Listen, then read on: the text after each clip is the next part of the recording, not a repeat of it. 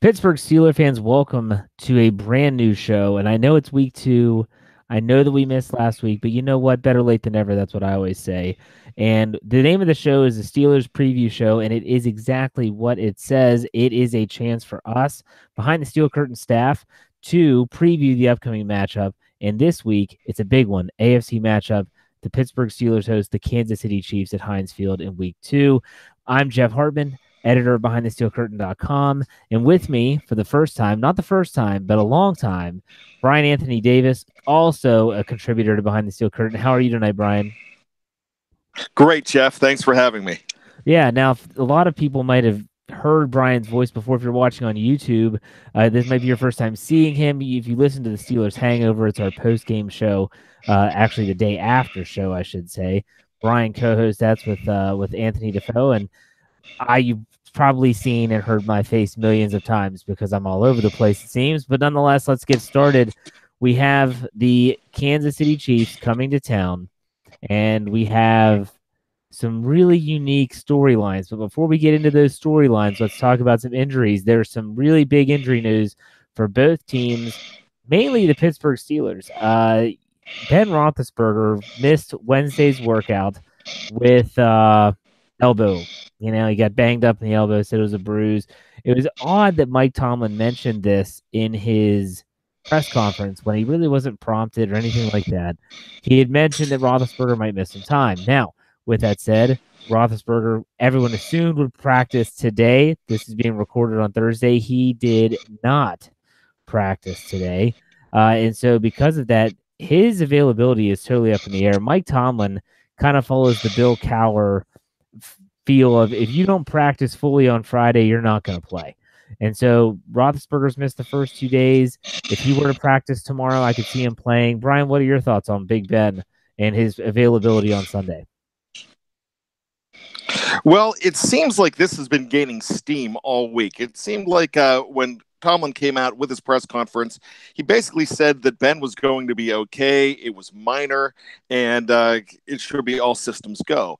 But now, with him not playing and a few other guys not in practice and in pads, yeah, you are absolutely correct. It is completely in jeopardy.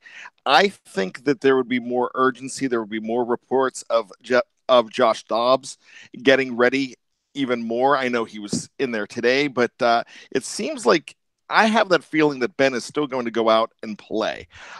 He is a gunslinger. He does go out there and play banged up.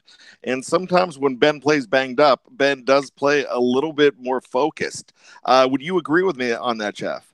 Yeah, because it's definitely when he is not coming off of injury. Because when he's coming off of injury, meaning he's missed a week or 2 weeks or whatever the stint was, his record is awful.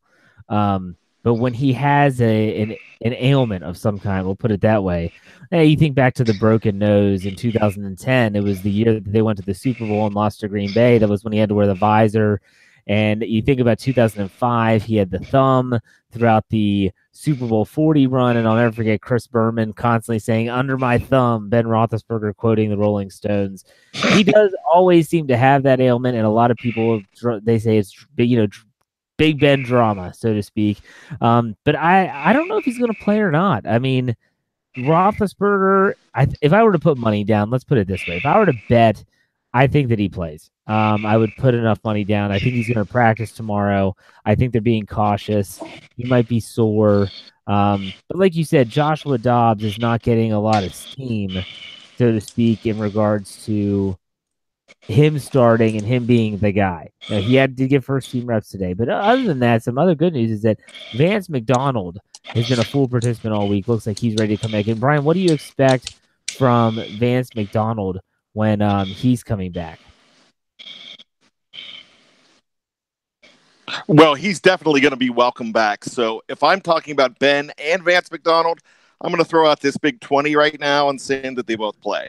So that is my guess already.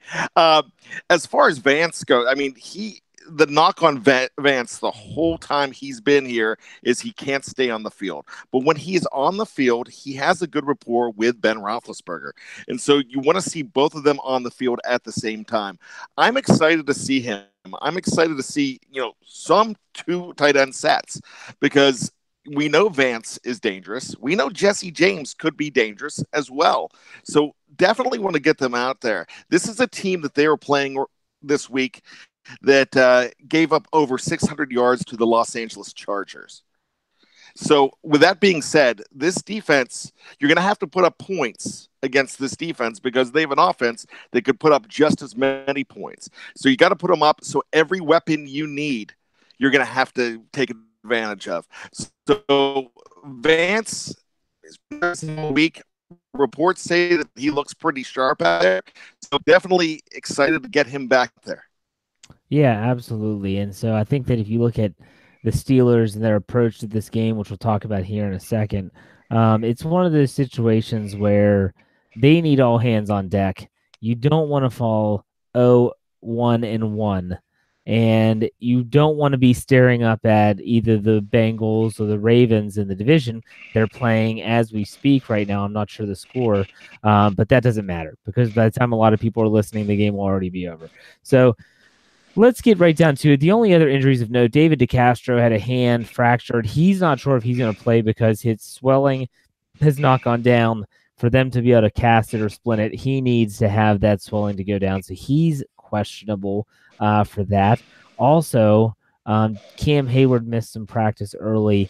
And that's really it. Now, on the other side of the coin, a notable injury for the Chiefs is that Eric Berry, their all-pro safety, he's missed last week with a heel injury. Andy Reid has hinted that it could be somewhat of an Achilles injury, and they have held him out the first 2 days as well. They're not going to rush him back, and it would be a big loss for a defense that does not have the big-name players anymore if Eric Berry's not able to play. So with that said, let's get right into the business here, and we're talking nothing but Chiefs. We're not going to bring up, last week unless it's a point of reference. We're talking about nothing but the Chiefs. The Chiefs have not won in Pittsburgh since 1986, and I want to say that the only time they've beaten Pittsburgh in the recent history is when Landry Jones went into Kansas City, and that was a couple years ago. Pittsburgh has kind of owned the Chiefs, we'll put it that way. Just real quick, Brian, as you're approaching this game, let's assume that Ben Roethlisberger is going to play. What is your overall thoughts on the game? So they have to put it up early and often. Of course, a good mix between the running game and the passing game. So, the passing game is going to open up lanes and opportunities for James Conner. I'm really looking for James Conner to go crazy in front of that crowd. But this is definitely, if Ben is healthy, this is definitely Antonio Brown's game to go crazy. It's funny that we have been talking about Antonio Brown not having a great week last week when he still had 9 catches for 93 yards and a touchdown. And that is a subpar week for the likes of Antonio Brown. So I really look at him going in that home crowd and just going crazy and lighting it up because, like you said, without a guy like Eric Berry there, they could definitely take advantage of a weaker secondary. It's a team not going to rank in the top 10 in defense like they did in years past. Marcus Peters, Derek Johnson is gone. Also, Dontari Poe has been gone for a couple of years. So they're not as strong as they have been. This is kind of a weaker defense, and they could really feast on this. And Jeff, you mentioned 1986. That was a game when the Steelers were victimized on special teams. So that's something that we're going to have to look for in this game, too, on the other side of the ball. Yeah, especially with Tyreek Hill, whenever you mentioned him and special teams, and that's definitely going to be something to keep an eye on. When I look at this matchup, it's very similar. I go back to what you mentioned earlier with the Week 1 contest against the Chargers. The Chargers passed the ball for 418 yards, and that was with some really, really bad drops. If you watch the game, you watch the highlights, you watch the film, whatever you do, the Chargers killed themselves. They lost 38-28. The score would have been a lot closer. I get the feeling that a lot of fans feel like the Chiefs just rolled, and that really wasn't the case. They got out really fast. Tyreek Hill scores on the first time he touches the ball. Patrick Mahomes is exciting. He's electrifying. He's got a really big arm, a bright young star in the NFL. But the Chargers were right there the entire time. So let's get into the breakdown. I'm going to go ahead and start, and I'm going to say that the number one matchup for me is going to be the Pittsburgh Steelers secondary, the defensive secondary matching up with this electrifying offensive unit. But mainly, let's break it down a little bit more specific. Tyreek Hill is going to require attention. He's going to require two. I'm looking at Morgan Burnett and or Terrell Edmonds to really try and lock down Travis Kelce. Travis Kelce had, I think, one reception last week for maybe 1 yard. Correct me if I'm wrong. I don't have the stats in front of me, but I started him on my FanDuel league and he really crapped the bed for me. So that pissed me off. But anyways, I digress. I think that when I look at this game, they're going to want to get Kelce the ball. It's kind of similar to Antonio Brown. And if there's a game that he doesn't play well, then I think the next game they're going to kind of try to do the best they can to get him involved early. I think Kelce's going to be the target early and often. William Gay always had Travis Kelce's number in the past. He's no longer with the team. It'll be interesting. Do they put a safety on him or do they put Cameron Sutton? Well, Joe Hayden, we don't know. I doubt he's going to play. So who's the cornerback that's going to be coming off the bench? They put Mike Hilton on him. It's going to be really interesting to see how Keith Butler, without Joe Hayden, assuming he doesn't play, how they approach dealing with Travis Kelce. That's going to be a matchup to watch. Brian, which matchup are you looking for? If I'm not mistaken, I think Sean Davis spent some time on him last year, if I recall correctly. But now with Sean Davis at free safety, I think it's more Morgan Burnett, like you mentioned. Kelce's a guy that I call a red ass type of player, and he definitely has a chip on his shoulder for the Pittsburgh Steelers because of that game way back in the playoff game back in 2000, the end of the 2016 season. He would put the Steelers, but he's not the kind of guy that you cannot keep him in. You can keep him in check for 3 quarters, but that 4th quarter, he's going to burn you if you let him. So you cannot let up. You've got to keep cracking the guy every chance you get. I mean, going across the middle, even a guy like you got to have Bostic giving him a little push right when he's going up the middle. So there's going to be a lot of guys that are going to have to, pay attention to number 87. He's a very dangerous player on that team. As far as the other guys that you mentioned Tyreek Hill, also Kareem Hunt.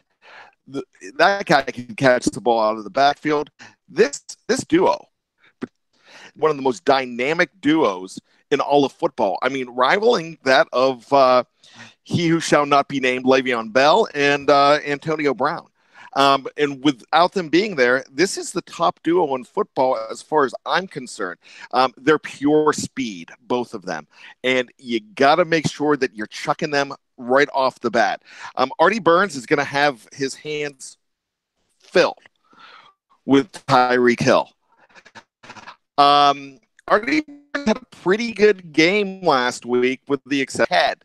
So if he could keep his head on a guy like Hill, he's going to be okay. He's playing that much better, but help. And if he gets that help, they could go ahead and slow this team down. Look, the under in this game. The Kansas City Chiefs are going to put up points on the Pittsburgh Steelers. We expect the Pittsburgh Steelers to do just as much, even more. So if you're going to bet on this game, you're taking the over. And you're going to be looking for a lot of offensive fireworks and no defense whatsoever. This is a game, Jeff, that total being minus 1,000 yards. That much, because those offenses on both sides of the ball are going to put up a lot of yards. Yeah, this could be an offensive show, and the Steelers typically, and you take away last year when they went to Arrowhead, it was a very low-scoring game. The last time they played in Pittsburgh, it was an offensive show. The Steelers came out firing on all cylinders. The second half, the Chiefs kind of started to claw their way back. I think that another matchup for me is the Pittsburgh Steelers pass rush versus the Chiefs offensive line and Patrick Mahomes. Because Patrick Mahomes, and I did a lot of studying on him because there were actually some people before the 2017 draft that thought that if Mahomes were to drop to Pittsburgh, there was a chance they'd take him, let him develop, and then he could be the eventual starter for the Steelers. Of course, that didn't happen because the Chiefs traded up. We all know what happened, but he is not a runner but he is very mobile, and there's a big difference. Tyrod Taylor is a runner. RG3 is a runner. They're the quarterbacks that when they drop back, Lamar Jackson, from what we saw in the preseason, is a runner. So he's not a runner, but he is capable of beating you with your legs. And he's also, like I said, can throw the ball all over the field. Tremendous arm. I think that when you watch this, when you watch the upcoming matchup with the pass rush of the Steelers, which is no joke, I don't think people realize that it's a good pass rush. They're going to have to contain better. They're going to have to contain better than they did against Tyrod Taylor in the Browns in week 1. And they're going to have to really make sure they force Mahomes to step up into the pocket and not give him those releases outside, which means Bud Dupree cannot just run up the arc repeatedly over and over again and give Mahomes that easy outlet underneath. It's going to have to be precise because, like you said, this Kansas City offense is electrifying, and they have a lot of weapons. Watkins, Hill, Kelsey, just to name a few, and they will find those weapons if the Steelers' pass rush does not get to them. So I'm going to say that if the Steelers can get 4 sacks in this game, they win, because I think that if they're able to get 4 sacks, we'll say maybe 5 quarterback hits, they're getting to Mahomes, they're hitting him, because they're not going to run a lot of man-to-man on Sunday. They're going to run a lot of zone. They're going to want Mahomes to think he has plays open when in reality he doesn't. He's still a young quarterback. He still has a lot to learn. They're going to try to confuse him. Whether they are successful could be the difference between a win and a loss. So, Brian, is there any other matchups you're looking for in this game? Well, you know what? You mentioned that offensive line. That is one of the better offensive lines in the league. So that I agree with you wholeheartedly on that. But really what I want to see what the linebacking unit can do. That is most important as far as protecting that middle. We already talked about Travis Kelce and how he can exploit you up the middle and kill you there. So, I mean, we really need Bostic and Williams to continue to step up.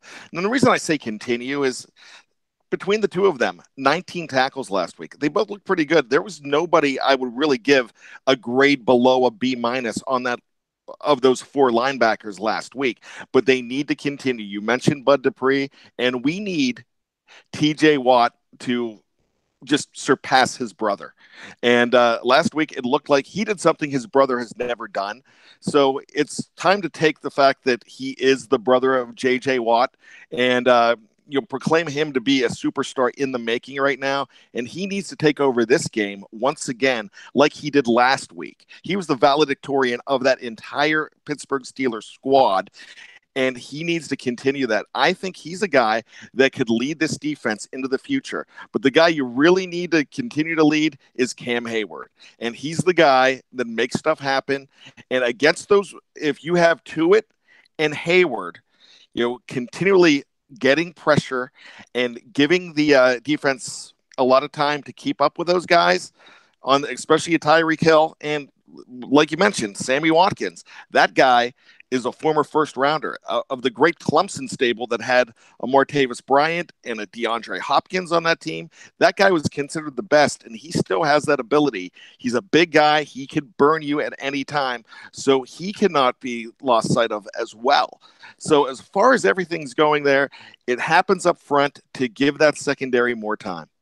Yeah, and I think that we've talked a lot, and rightfully so, about the Steelers' defense going against the Chiefs' offense, because I think most people would say that if they're going to say it boils down to one thing, it's going to be, can the Steelers' defense force some punts or force some field goals and not let them score touchdowns? But let's also not forget, whether it's Joshua Dobbs or whether it's Ben Roethlisberger, we already said we're putting our money on Roethlisberger playing, but even if it is Joshua Dobbs, it's going to be the Steelers, in my opinion, that are going to be throwing to open up the pass. Throwing to open up the run. And that sounds ludicrous to a lot of people because they've always heard the age-old saying, you run to set up the pass, you run to set up the pass. Sometimes the Steelers are very, very effective at using the pass to open up the run. They throw the ball on those short intermediate routes, and that softens the defense. It causes them to get that 7th and 8th player out of the box, push them back, play deep coverage, and now they have a numbers advantage inside the box. And this is when they can utilize those bunch formations. And they have, in my opinion, one of the better blocking receivers in the league. And it's not because he's a D cleater, it's because he takes pride in it, and that's Juju Smith-Schuster. If you notice his whole rookie year, he was constantly being groomed by Heinz Ward, and Ward was talking to him about blocking and how to be that gritty guy that has to kind of fight and scratch for everything, because Juju Smith-Schuster is not a burner. He's not the Mike Wallace. He's not the Antonio Brown when it comes to precise route running. He's that guy that's just going to grind it, and he's going to make big plays, and he's going to have big blocks. If they can run that bunch formation with Vance McDonald, with Juju Smith-Schuster, you throw Antonio Brown or Ryan Switzer in there as well, you have a myriad of options. You talk about RPOs. I did an article for the website today because Ben Roethlisberger talked about RPOs, which stands for run pass options. That's going to be exciting to watch if they can do what I suggested they did, and that's throw to back the defense up, soften up the box, and then they can attack that way. I think James Conner could have a big game, but if, like you said at the start, if I'm putting my money on anyone, it's Antonio Brown, but that's if Ben Roethlisberger plays. The thing that scares me about Joshua Dobbs is that where he struggles is those intermediate routes and his accuracy. We saw it a little bit. We saw it improve in the preseason. I'm not going to lie. He improved. But we also saw some inconsistencies as well. So for me, if Ben Roethlisberger plays, that's the game plan if I'm the offensive coordinator, if I'm Randy Fiedner. If he doesn't play, I think it goes to more traditional, we're trying to run to set up the pass, play action. And Fiedner, though, he Thursdays are when the coordinators were interviewed, he did say if Dobbs plays, they will run the ball with the quarterback on RPOs. No one thinks Ben Roethlisberger is going to run the ball on an RPO. But Joshua Dobbs, that's a different story. That's a new wrinkle. That's a new dynamic. Will be interesting to watch. Let's hope that doesn't happen. But the Steelers' offense, they're going to have to go blow to blow with this Kansas City defense. Or this Kansas City offense, I should say. Yeah, there is no question about that, Jeff. Okay. Let's go ahead and switch gears a little bit. We've pretty much broken down the game, and if you don't know anything about the Chiefs, you kind of got the nuts and bolts right there. It's pretty much you're ready to build your house. Now, another aspect of this is one thing that I wanted to infuse in the show is some fantasy football stuff. Now, whether you do keeper leagues, traditional fantasy football, or maybe you're like me, you ditch the old crap because it's too time consuming and you just do FanDuel weekly leagues, there's always someone that you could be looking for. So what I wanted to do is I wanted to give you 2 players a week on this show. Brian will give you 2. I'll give you 2. A player that's considered a starter that would be on someone's roster no matter what, that you think is going to have a big game. And then also a sleeper player that maybe could be a waiver wire pickup, or maybe in terms of FanDuel or DraftKings, someone that you could grab that's not going to break the salary cap bank, that you could actually get some production from that might not. It might be available that might not be on a lot of people's leagues and a lot of people's radar. So, Brian, do you want to go first or you want me to go first? Sure. I mean, I will go first with the easy one, All right, and that's Tyreek Hill. He put up 42 points last week and in fantasy, and you're talking to a guy that is really becoming a fantasy geek. I'm like the Meatloaf. You know how Meatloaf is in over 57 leagues. I am right now. I am in a number of leagues, and I'm really looking at a guy like every week. You don't even look at the matchup; it's Hill. But now the sleeper pick that we're looking at here, I'm thinking it's still Jesse James. I think that's a guy that you go ahead, especially if you're in a FanDuel league, you're going to get him for about, I believe, about $4,000, $4,500 in FanDuel. Mm-hmm. And that's the kind of guy that you could put in there and be able to put up a higher priced guy in there to kind of offset it.